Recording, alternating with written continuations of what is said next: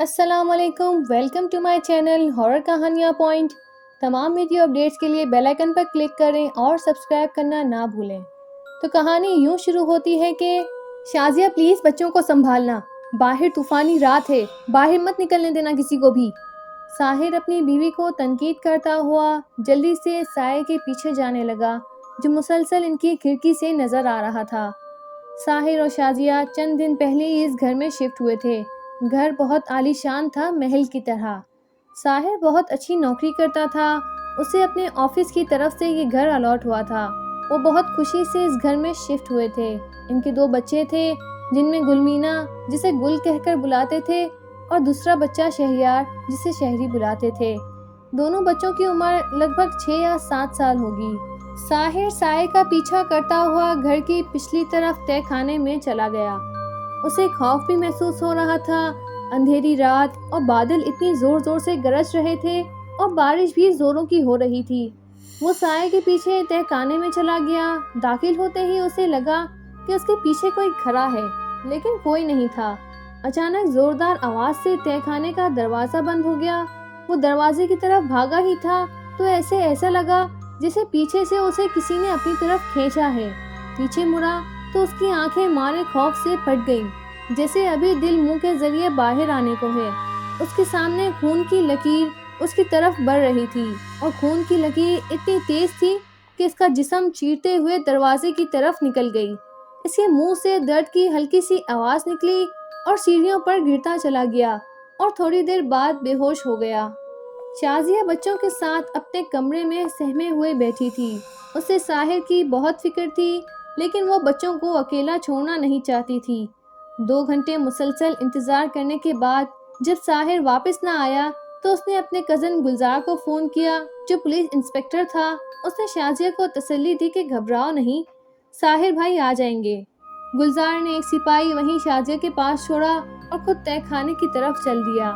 दरवाजे पर पहुंचे तो दरवाजा अंदर से बंद था। काफी जोर आजमाई करने के बाद दरवाजा ना खुला तो गुलजार को शक हो गया, आखिर कोई तो वजह है जो दरवाजा अंदर से बंद है। गुलजार ने सुबह तक का इंतजार करना बेहतर समझा और वो सुबह होने तक वहीं तय खाने में चौकीदारी करता रहा। गुलजार ने सुबह अपने अमले के साथ तय खाने का दरवाजा तोड़ा और तय खाने में चले गए। वहाँ का मंजर इतना भयानक था कि वो सब के सब वहीं उबकाइयाँ लेने लग गए। अंदर इतनी बदबू फैली हुई थी जिससे सालों से यहाँ कोई ना आया हो। हर चीज दस्त से भरी हुई थी। दरवाजे के बिल्कुल सामने एक रोशनदान था जिससे रोशनी हल्की हल्की अंदर आ रही थी। सबने टॉर्च ली और तहखाने को अच्छी तरह से देखा। बाबा, यहाँ क्या कर रहे हैं हम? यहाँ तो बहुत अंधेरा है, मुझे बहुत डर लग रहा है। बाबा, जो शक्ल से पहुँचे हुए बाबा लग रहे थे, अपने चेले सी बातों पर ध्यान न देते हुए मुसलसल चल रहे थे। थोड़ी देर बाद वो अंधेरे से निकलकर वो बंगले के पास पहुंच चुके थे जहां रात के वक्त साहिर को बेहोश किया गया था।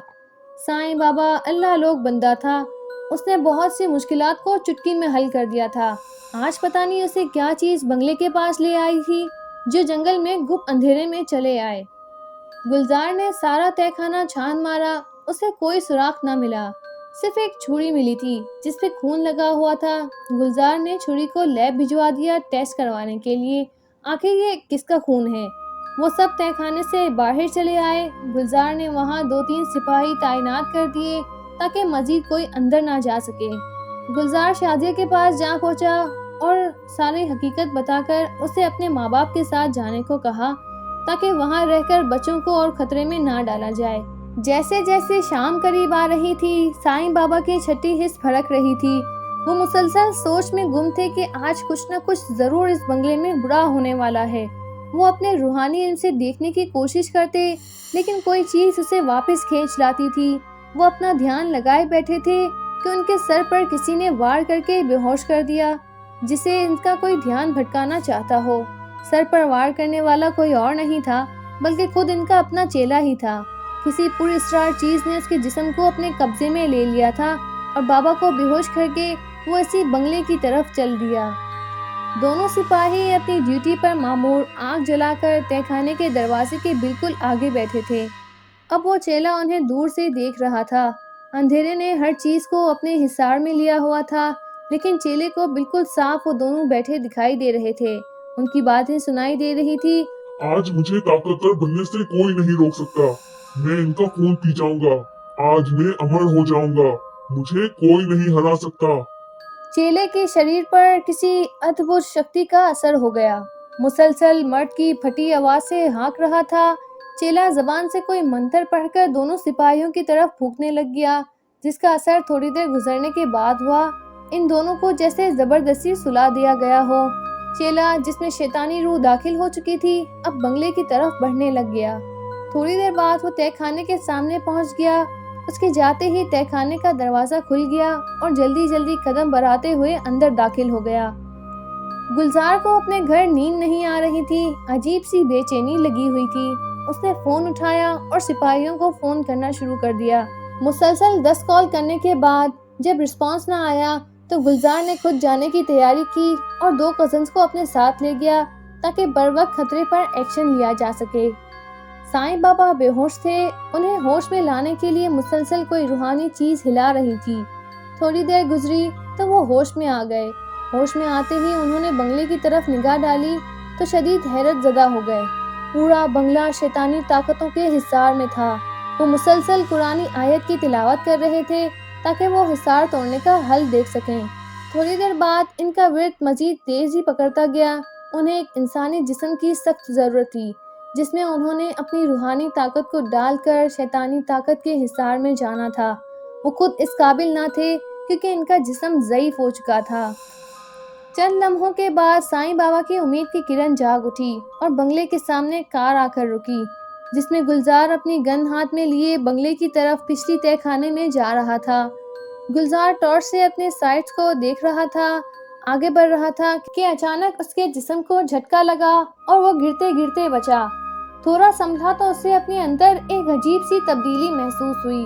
اندھیرے میں ٹارچ کے بغیر اسے بالکل صاف دن کی طرح دکھائی دے رہا تھا۔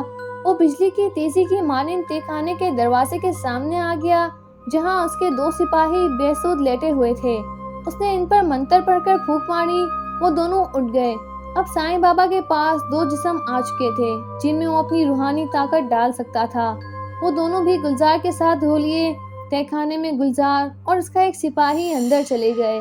ایک کو باہر دروازے پر پہرا دینے کا حکم دیا تاکہ دوسرا کوئی باہر نہ جا سکے۔ گلزار اور سپاہی دونوں تہہ خانے میں داخل ہوتے ہیں تو اچانک تہہ خانے کا دروازہ بند ہو جاتا ہے، جس پر وہ دھیان نہیں دیتے اور مسلسل منتر کا ورد جاری رکھتے ہوئے تھوڑا اور آگے ہی بڑھے تھے کہ وہی شیطانی خون کی لکیر ان پر حملہ آور ہوتی ہے جو انتہائی تیز نوک دھار تھی۔ دیکھنے میں وہ خون کی لکیر لگ رہی تھی، لیکن چھری کی نوک تیز کر کے اس پر خون جمایا گیا جو ساحر کے جسم کو چیرتی ہوئی نکل گئی تھی۔ گلزار پر وہ لکیر حملہ آور ہوئی تو اس نے ایک جھٹکے میں چھری کو پکڑا اور اس کے ٹکڑے کر دیے۔ گلزار اور اس کا سپاہی پہلے حملے سے تو بچ گئے تھے، اب آگے ان کے ساتھ کیا ہونے والا تھا وہ تو بہت بھیانک تھا۔ گلزار آہستہ آہستہ تہہ خانے کے خارجی راستے جو جنگل کی طرف کھلتا تھا اس کی طرف آ رہا تھا۔ شیطانی طاقتوں کو علم نہیں تھا کہ سائیں بابا ان کا پیچھا نہیں چھوڑیں گے۔ ان کے نزدیک سائیں بابا بے ہوش ہو چکے تھے، انہیں اب کوئی خطرہ نہ تھا۔ گلزار نے جیسے ہی تہہ خانے سے باہر قدم رکھا، شیطانی طاقتیں اس کی طرف بڑھنے لگی۔ گلزار کو یہ دیکھ کر شدید حیرت کا سامنا کرنا پڑا کہ ایک جیسے 4 ساحر اس کی طرف بڑھ رہے ہیں جن کی شکل ہو بہو ساحر جیسی تھی۔ ساحر کے گلے سے نکلنے والی آواز نے ماحول کو بہت خطرناک بنا دیا تھا۔ پہلے گلزار تھوڑا سا ڈرا، پھر سنبھل گیا۔ گلزار کا سپاہی بھی گن ہاتھ میں لیے کھڑا تھا۔ گلزار کے اشارے پر دونوں نے ان پر گولیاں چلا دی۔ جس 4 ساحر جوان کے نشان پہ تھے گولیوں کی پرواہ نہ کرتے ہوئے آگے بڑھ رہے تھے۔ گولیاں ان کے جسم سے ہوا کی طرح باہر نکل رہی تھی۔ گولیاں ختم ہوئی تو گلزار نے بھانپ لیا کہ اب ہم کچھ نہیں کر سکتے۔ اتنی دیر میں ان چاروں نے گلزار اور سپاہی پر حملہ کر دیا۔ ان کے ہاتھوں میں نوکدار چیزیں تھیں جن سے وہ ان پر حملہ آور ہو رہے تھے۔ گلزار اور سپاہی ان کے واروں سے بچ رہے تھے لیکن زیادہ دیر کھڑے نہ رہ سکے۔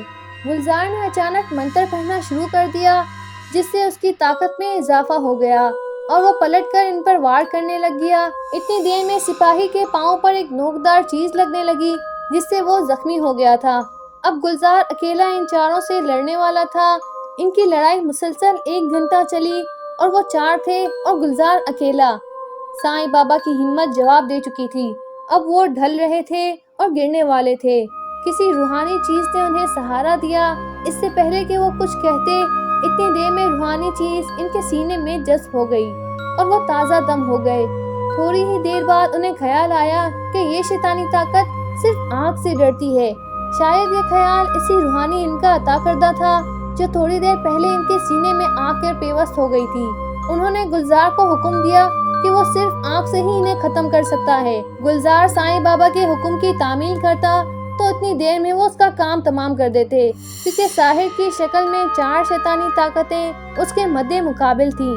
گلزار نے کچھ منتر پڑھے اور شیطانی طاقتوں کے وار سے بچنے لگ گیا۔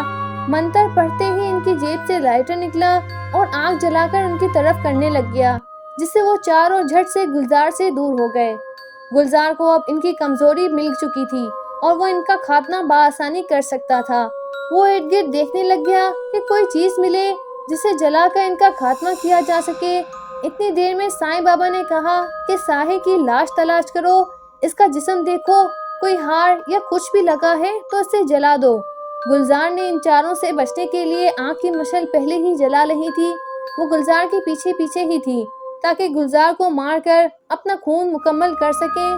اس کے لیے اماوس کی رات، جو آج کی رات تھی، چاند نکلتے ہی اس کی روشنی میں کسی انسان کا دل چھپانا ضروری تھا، پھر وہ ہمیشہ کے لیے امر ہو جاتی۔